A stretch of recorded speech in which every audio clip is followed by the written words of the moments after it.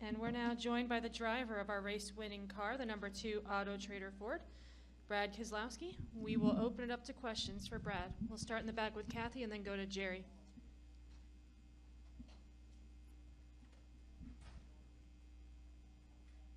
I'm sorry, Kathy I didn't Brown. see. Oh, there it is. Okay. I'm back here. Kathy Kathy? Brown, pitting outside the box. On Thursday, I talked to you about how special it would be to win 3 in a row, especially with this being the first race in the playoffs. Now that it's happened, what do you think that you're doing or your team is doing that has turned your season around so quickly? Well, I don't know. I'm not really in a great frame of mind to answer that because I'm so caught up in what 500 wins means for Penske, what 3 in a row means for us as a team, and what the last 3 weeks has meant to me personally and professionally. It's just really, really special, Kathy. So, to go with that, a lot of things have come together. They have to come together to win. Winning is more than being the fastest. Winning is about being the best in all facets and taking advantage of opportunities. We probably weren't the best today with respect to being the fastest car, but my team was the best today with respect to executing on the pit stops, putting us in a position to control the race, and then getting through the chaos that I think you guys all saw over the last 20 or 30 laps. To this date in the season, or to date before these 3 races in the season, we hadn't been able to do that. I don't know if I necessarily think we're any faster than we have been the rest of the season, as much as I would say we're finding ourselves taking advantage of opportunities at a much higher level. And with that in mind, that's what great teams do. And I'm so thrilled to death to see this team do that here over these last few weeks, because I can tell you that today, last week, and the week before, we weren't good enough to just dominate a race. It took a total team effort, and that's what our guys delivered here today to win in Las Vegas. We're going to go to Jerry, then up to the press box, and then come back down I don't know, here. did that answer your question, Kathy? Close? Okay. Jerry Jordan kicking the tire, sat net and PRN over here to your left. First off, there were 6 cautions in the last 57 laps of the race, I believe. When you're sitting out there and then there's That's it? It felt like maybe 30, but go ahead. That's what I was gonna. That's part of what I was gonna ask. Is what was it like for you out there on the track trying to wait that out? And did you know you had the car to win? What went through your mind when you got to the checkered flag? Well, the cautions were, frustrating, but the only thing more frustrating than that was that red flag. Whoa, God, that was. I've heard stories about living in an oven before, and I think I've lived it now. But with that in mind, it's a challenge. This was a mentally grueling race, because when you get hot, when you're stuck in those situations, and then you add the chaos of the restarts, and all those things come together, it really tests you and challenges you mentally. And our team was able to make the most of that. And also, the win gets you beyond the Roval. You thought about that at all? No, I'm just happy for today. I haven't really thought big picture beyond the Penske side of 500 wins and how special that is to me and to everyone in the organization, and to be a part of that in some small way is really an honor. We're going to go upstairs to the press box for a question. Yeah, ChrisKnightCatchFence.com. Brad, in a time where sponsorship is so critical for our sport, you've been able to do it with 3 different sponsors for the last 3 good. weekends. I like that. He's thinking outside the box. I like this.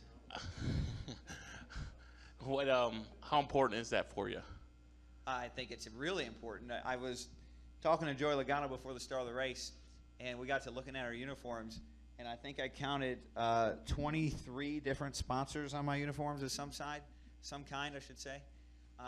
And we need every one of them. Motorsports will always be an arms race, no matter what you do. We can try to put caps on it. We can try to come up with any rule, but it will always be an arms race. And sponsors enable us to be one of the best in the arms race. With that in mind, we have some great partners. Auto Trader was on the car today. MGD was on the car in Darlington. And, of course, last week, Discount Tire. Each one of them brings something unique, but also very important to our team that helps us be competitive, and we couldn't do it without them. So we're very fortunate to have great partners like that. And it means a lot to them to be in Victory Lane, by the way. We have 2 questions over here to the right, and then we'll go to Bob and Jeff. Brad, Ron Flatter from VSIN. 2 questions for you. One, how vital was it that you had a couple restarts toward the end with Joey alongside? Yeah, I don't know if that was vital. He's really good. Yeah, I just knew it was going to be a heck of a battle with him because he's one of the best restarters, if not the best restarter in Cup, and he made us earn it. And this is Las Vegas. Despite 2 consecutive wins, you were still 15-1 early in the week. Finally, Did you have money on it? No comment. Oh man, is that a no or a yes? Yeah. No comment. So, but you got bet down to 5. I mean, do you pay attention at all to that? No. Brendan Gaughan told me in Victory Lane that was the numbers, and no, I had no idea. I've been so busy since I've been here in Las Vegas. I had 4 sponsor, media, fan dinners, appearances, etc., and I haven't had a chance to breathe since I've been here. So, let alone look at all that kind of stuff. I snuck around and got in the blackjack table for about 30 minutes, and that's about all experience I've got to have here in Vegas beyond the dinners. So, I do enjoy coming to this town, and I'm glad that those things are there. I wish we got a little more respect than that, but that's okay. But we're glad that we earned someone a lot of money today. Go ahead. Justin Schuler, Speedway Media. First off, congratulations on giving Penske their 500th win and your Thank you. 3rd consecutive win, obviously. Now you go into that second round.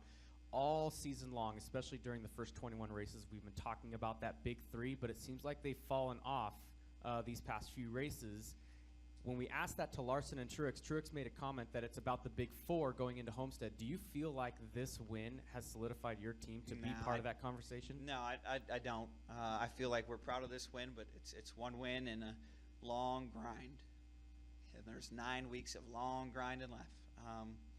2014, we won the first race, I think, in Chicago, and that was terrific. I wouldn't trade that for anything, but we were eliminated out of the playoffs 4 or 5 weeks later. So it's a grind, and you look too far ahead, you get in trouble. We'll go to Bob and Jeff, and then we'll go back over to the right. Bob Pockers, ESPN. You used the word chaos today. This track isn't necessarily known for chaos. Maybe a couple of highlights, but not the type of chaos that we saw today.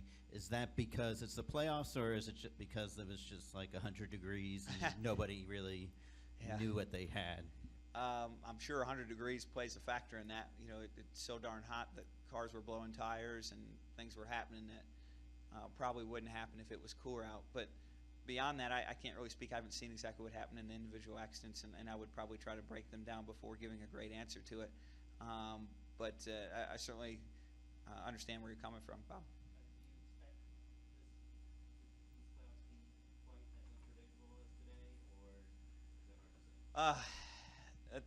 Like I said earlier, Bob, I've tried to think of the playoffs as 1 week at a time, and I've tried not to get too far ahead. I think I've made that mistake in the past, and so whether it comes to the Roval or Phoenix or Homestead, you got to get there first, and the pathway through there is 1 week at a time. We'll go to Jeff. Jeff Gluck from jeffgluck.com. I almost have the identical question as Bob, so I want to ask, is there ever a sense when the race is unfolding and like the nature of the race changes based on what drivers see other drivers doing? Like if everybody's getting aggressive, does everybody else raise their aggression level, and that could contribute to something? Like, is that one theory, I guess? Well, I mean, a certain element to motorsports will always be that we play a game of chicken, whether it's on restarts or whatever scenario it might be, and understanding who has what stakes on the line is really important. When you get to a race like this, everyone pretty much has equal stakes on the line. But when one person pushes you hard and then you let them in or let it go, and then eventually someone else does it, and now you find yourself in the back playing from behind, and now you start to do it, and it creates an escalating effect. With that in mind, eventually both guys don't lift, and things happen. That's always going to be an element to motorsports that is a part of it at every level. And so with that said, the playoffs, of course, when you're playing from behind can make you take more risk. Go back over to the right and then to Nate. Andre Haynes from the EMG radio show. Congrats on today's win. Thank you, Andre. Do you think that other drivers will change their strategy to win, and if so, how?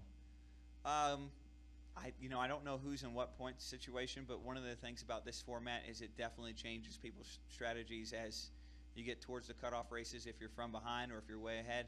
And every person has their own unique scenario. Of course, our scenario right now is very good, but some are not as fortunate. We've been in that spot as well. And when that happens, you definitely put all the chips on the table. We'll go to Nate and then Dickenware and Jerry. I got two for you real quick, Brad. The first is, I think the first 9 restarts, the leader took the outside. The last 3 restarts, you took the inside. Why? I just felt like it was working better, and felt like I was able to control it a little better on the bottom. I don't know, maybe that was right, maybe that was wrong, but we're here now, so I'm glad we did. And then I want to get your opinion on this. Martin Truex Jr. was asked about you winning 3 in a row, and he said that Brad clearly found a horseshoe. 3 races in a row he's won, and he's not had the best car. If you really want to talk about the sport being what it is, you've got to look at that. Yeah. Is that a fair assessment? He's spot on. We have not been the best car the last 3 weeks. This week we were probably a top 3 or 4 car. I didn't get to see the 4 car before he had his issue, but I thought he was running pretty good. He was obviously in front of me at one point. And him and the 78 were very strong. The 78 was clearly the best car. And we put everything together when it counted and kind of stole it today. Same scenario the last 2 weeks. I thought the 42 was the best car in Darlington, and we hit the strategy right and executed the last pit stop, and that put us in position to win. And in Indy, we were nowhere near probably even a top 10 car. We were probably a 15th place car. And Paul Wolf hit the strategy right, and then I hit the restart right to make all the passes when it counted and won that race. So with that in mind, no, I feel like we stole the last 3 races. We're not complaining, but we still have a lot of work to do to go out there and win heads up without those issues. We'll go up here in the front and then Jerry and Dominic. Brad Dickenware, the Motorsports Report. Indy was a milestone. It was a big one. It was one Roger wanted for a long time, and of course now the 500. Tell me about the conversation you had with the captain after Indianapolis. And, we really haven't talked yet, to be honest. I've been on the media tour and all that. I had one quick phone call with him in Victory Lane, and he was in a business meeting. It was really important. And then I had one real quick phone call with him yesterday morning, I think it was, or yesterday afternoon. Yeah, yesterday afternoon. And he's completely out the front windshield. He's not looking back at all. We did not talk about Indy. We talked about winning today and what we're going to need to do to do it. So those that have been around Roger Penske know that's who he is. Go to Jerry and then Dominic. Jerry Jordan, Kicking the Tires, net and PRN. You were fast on the track today, but I don't think you did 271. No. Bob went out and bested his goal. Can you talk about your dad? Yeah, I'm so proud of my dad to be getting it on the salt flats, not terribly far from here, and he hit 271 today. I know he'd been working really hard on that, and I'll tell you what, he's got me thinking really, really hard about taking that car to Talladega and trying to put up a number. But if I could find a sponsor to do that, I don't know if there's anybody out there, I think I'd go do it. Because the record right now is sitting at 251, I think. Closed course with A.J. Foyt somewhere on a test track here on the West Coast. And I think his car can hit 270 at Talladega. So if I could get somebody to help me make it work, I'd love to go do it. So that's my quick endorsement. But I think there's an incredible opportunity out there. And I'm so proud of him for building it and having the dream and vision and putting it to good work. And he'd been there the last 3 or 4 years, and I think 2 of the last 3, it's flooded out or rained out, however you want to look at it, and he hadn't been able to run. He was so disappointed, and he called me about a month ago, and he said, I really want to go back to Bonneville. Can you help me get there? And so I was his sponsor for him to get there. And I think he borrowed a trailer or something, a truck, and towed all the way out there. And, of course, as you saw, he hit his number. His goal was to hit 271, and I think he hit 265 last time he was there. And he just keeps toying with it, tinkering with it. He's not retired, but he's semi-retired, and this is his hobby, and I'm thrilled that he's having success with it. I mean, couldn't be any worse than today. No, I think it'd be really fun. The hardest part is getting tires, because the tires are only good for about 220 mile an hour. So Grant Lynch, I'm sure Grant's still around. He's probably listening right now. Grant, we got to figure this one out, but we'll see how it goes. We'll go to Might have to get a hall pass from the captain too. I don't work on that one too. We'll go to Dominic and wrap up with Jim. Dominic Goddard going with the racing experts back here. Just curious if you can just kind of talk about the team morale the last few weeks compared to what you've been seeing the last couple weeks now. Yeah, well, I mean, I haven't had a lot of time to spend with the team, and I feel terrible about that. But the week being what it is with media and sponsor and fan request appearances that we have to do, that's just the way it goes. But what I've seen out of them from in the driver's seat while they're working together, they're certainly hitting all the marks, and I'm very, very proud of them for that.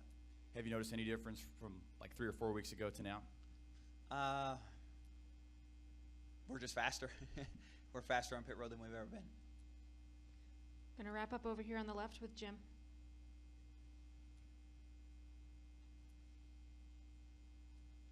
Jim Hunter, motorsport.com. This is sort of a similar question.